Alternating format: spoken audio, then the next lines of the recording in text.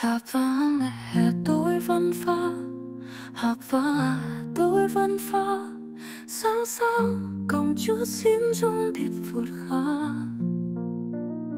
Học lỗ nghe mình chút kêu đó vùng pha gấu dịp bốn khá. Nè kia lối ngài ít như đáp xuân chung bị chết kênh giang ghé khá. Hì su kinh cộng sân vun pha, tôi vẫn dùng dù tiếng con khá.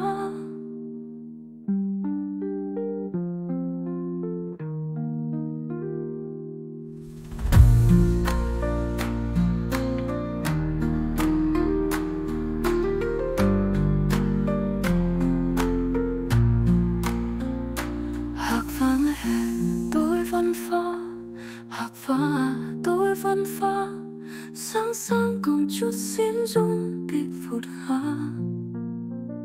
Học lỗ như nhìn chút kêu đó vun pha gấu dịp bún khá.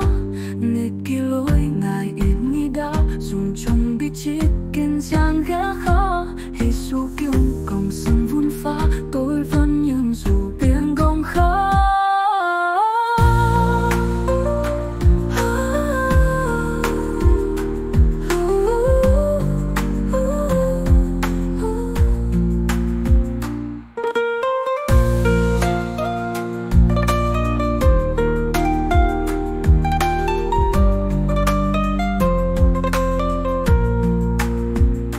Hạt vàng tôi vẫn pha, hạt vàng tôi vẫn pha, sáng sáng cùng chút sim dung đít vụt khá.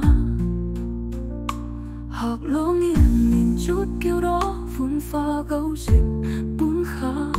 Nè kia lối ngài ít nghĩ đã dùng chung bị chết kênh giang ghé khá. Hì su kêu cộng sân vun pha.